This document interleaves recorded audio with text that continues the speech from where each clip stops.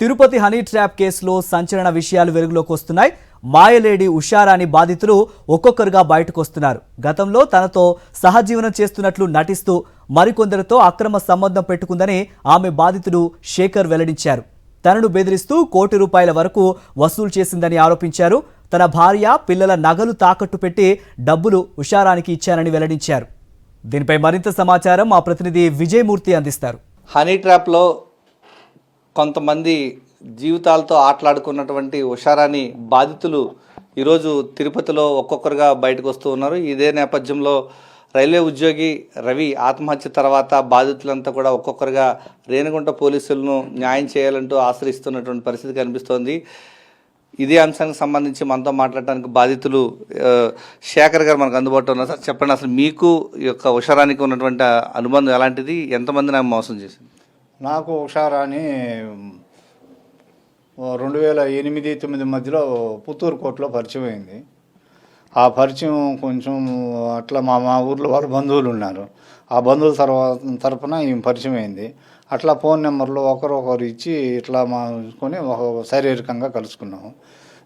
కలుసుకున్న కొద్ది రోజులు పుత్తూరులోనే ఉండింది. పుత్తూరులో ఉండగా నేను అప్పుడప్పుడు వచ్చిపోయేవాడిని.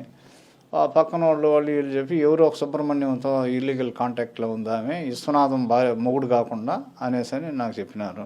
సరే మళ్ళీ అక్కడ వద్దు, తిరుపతిలో నన్ను తీసుకొచ్చి పెట్టాడు. సుందరయ్య నగర్లో తీసుకొచ్చి పెట్టాను. మళ్ళీ చంద్రశేఖర్తో పరిచయం అయింది. ఆ చంద్రశేఖర్తో పరిచయం అయ్యి ముందుగానే గర్భం అయిపోయింది.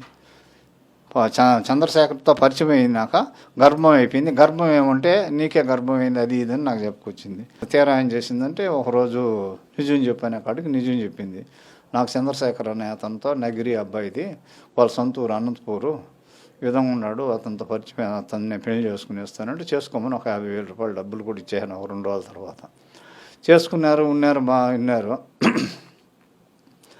మళ్ళీ కొద్ది రోజుల తర్వాత వాళ్ళకి ఏమొచ్చింది, వెళ్ళిపోయినాడు వాడు. మళ్ళీ నేను పోవడం అంతా ఏమైనా నిలిపేస్తున్నా. మళ్ళీ ఏం చేసిందంటే కొద్ది రోజుల తర్వాత ఫోన్ చేసి వస్తా పోతా ఉండు, బిడ్డ లేదు, నాకు ఖర్చులకు లేవు లేదంటే ఏదో మానవతా దృక్పథంతో అనేసి ఇచ్చిన. దాన్ని ఆసరాగా తీసుకొని నేను ఇక్కడ ఉండలేను, బిడ్డను పెట్టుకొని ఈ రేకులు ఇల్లు అది తిరుపతిలో ఏమైనా ఉంటాను, నేను ఏదన్నా పని చూసుకొని బతుకుతాను, నాకు ఏదో కొంచెం సహాయం చేయంటే తిరుపతిలో తీసుకొచ్చి పెట్టినాక నన్ను మళ్ళీ అప్పటి నుంచి హరాస్మెంట్ చేయడం మొదలుపెట్టింది. ఇదేంది ఇది, నువ్వు ఏదో బతుకుతానంటే తీసుకొచ్చి పెట్టినానంటే అదంతా కుదరదు, నాకు ఆ డబ్బు ఇవ్వాలి, ఈ డబ్బు ఇవ్వాలా, నేను వచ్చేసినాను నిన్ను నమ్మి అనేసి అని వేల నుంచి లక్షలకి వచ్చింది.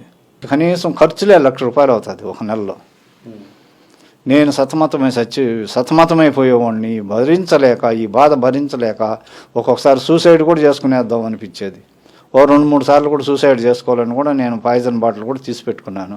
నాకు అంత కావాలి, ఇది కావాలని చెప్పి తీసుకునేది. ఆ విధంగా 70-80 లక్షలు నుంచి మేము ₹90 కోటి దాకా తీసుకునేసింది. ఆస్తులు, ఆమె దగ్గర ఉండే ఆస్తులు ప్రతిదీ రూపాయి అయినా నాదే. ఇలాంటివన్నీ చేసి నన్ను మానసికంగాను ఆర్థికంగాను పరువు మర్యాదలు కాడగాను అన్ని దెబ్బతీసింది ఈ కిలాడి ఉషారాణి. ఈ విధంగా మొత్తం మీద ఒక ఉషారాణి బాధితులు ఒక్కొక్కరుగా తన వేదన చెప్పుకుంటూ బయటపడుతున్నటువంటి పరిస్థితి కనిపిస్తోంది. రవి ఆత్మహత్య చేసుకున్న తర్వాత వాస్తవాలు ప్రజలకు తెలియాలన్నటువంటి ఒకే ఒక ఉద్దేశంతోనే తాను ఈరోజు మీడియా ముందుకు వచ్చానని చెప్పి శేఖర్ గారు చెప్తున్నారు. కెమెరామెన్ శ్రీకాంత్, విజయమూర్తి, సాక్షి టీవీ, తిరుపతి నుంచి. మరిన్ని అప్డేట్స్ కోసం ఛానల్ను సబ్స్క్రైబ్ చేయండి. నోటిఫికేషన్స్ కోసం బెల్ ఐకాన్ పై క్లిక్ చేయండి.